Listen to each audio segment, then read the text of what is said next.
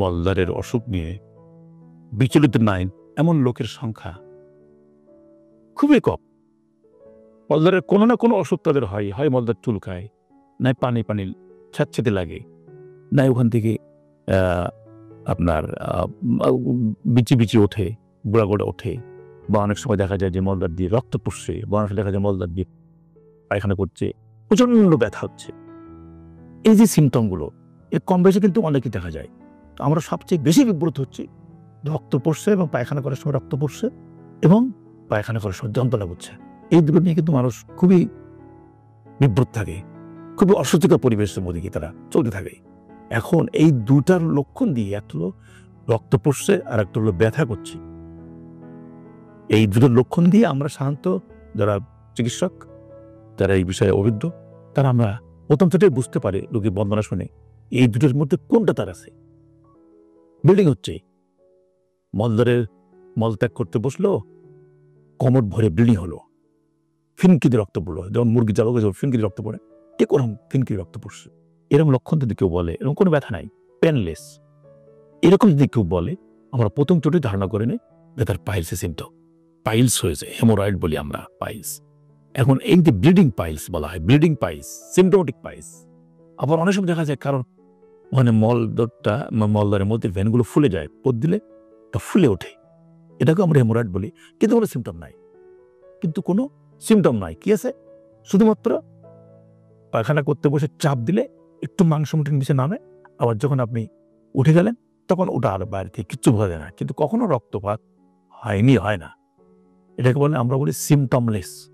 তাহলে পায়ে চলে একটা সিমটোমেটিক আর সিমটমলেস। সিমটোমেটিকটা কি? আপনার রক্ত পড়ছে, আর সিমটমলেসটা কি? আপনার রক্ত যাচ্ছে না। এই লক্ষণ যদি থাকে, এটা দিয়ে আপনার সার্জন আপনাকে বলবে যে আপনার চিকিৎসা লাগবে কিনা। সিমটমলেস যদি থাকে, নো ট্রিটমেন্ট অ্যাট অল, থাকুক ওটা, যতক্ষণ মতো ব্লিডিং না হবে, ততক্ষণ রক্তক্ষরণ না হবে, ততক্ষণ পর্যন্ত আপনি ঠিক যাবেন না। আর রক্তক্ষরণ হয় তাহলে আপনার সার্জনের কাছে যাবেন, সে প্রক্টোস্কোপি করবে, সে কোলোনোস্কোপি করবে। কোলোনোস্কোপি করে কিন্তু পাইলস বোঝা যায় না, প্রক্টোস্কোপি হচ্ছে বেস্ট অপশন। পাইলস বোঝার জন্য সুন্দর মতো বোঝা যাবে কোন জায়গায় পাইলস আছে। ঘড়ির কাটার মতো 3 নাম্বার, 3, 7 আর 11, তিনটার জন্য সাধারণত পাইলস, প্রাইমারি পাইলস হয়। এর ফাঁকে যেগুলো হয় ছোট ছোট আমরা সেকেন্ডারি পাইলস বলি। এবং শুধুমাত্র প্রক্টোস্কোপি হচ্ছে বেস্ট অপশন, কোলোনোস্কোপি দিয়ে কখনো পাইলস বোঝা যাবে না।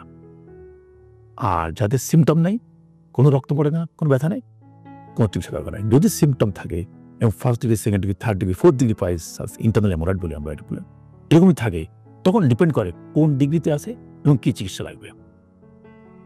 3rd ডিগ্রি, 4th ডিগ্রিতে শুধুমাত্র স্টাপলিং ডিভাইস, যেটাকে লং বলে আমাদের দেশে বহুল প্রচলিত হয়েছে। আর যদি আপনার বলে যে আমার পায়খানা করার সময় ব্যথা করে এবং ব্যথাটা পায়খানা করার পরেও অনেকক্ষণ থাকে, কেউ বলে সারাদিন থাকে, কেউ বলে যে আমার পায়খানা করতে গেলে ব্যথা করে বলে আমি 2 ঘন্টা ধরে পায়খানা করার চেষ্টা করি, ব্যথাটা অ্যাভয়েড করার চেষ্টা করি, কিন্তু ধরাও যায় না, এরকম শুধুমাত্র লক্ষণ। এবং মলদ্বারের গাবে একটা রক্তের দাগ, লাল দাগ দেখা যাবে, এটাকে এরকম লক্ষণ দিকে বলে, তখন আমরা তাকে বলি এটা অ্যানাল ফিসার।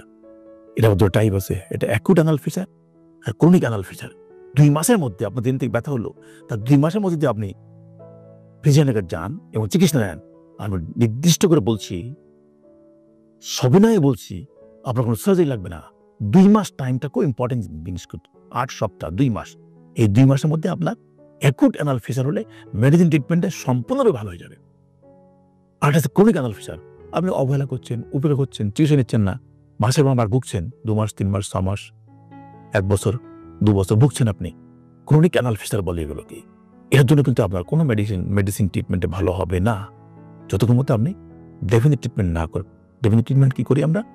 মলদ্বারটা যদি চিকন হয়ে যায়, মলদ্বার চিকন হয়ে যায় কিন্তু সরু হয়ে যায়, তারপরে মলদ্বার যেখানে ঘাটা হয় ওখানে ফাইব্রোসিস হয়ে যায়, তারপরে অ্যানাল স্পিনটা টাইট হয়ে থাকে, ইন্টারনাল অ্যানাল স্পিনটা বলি আমরা।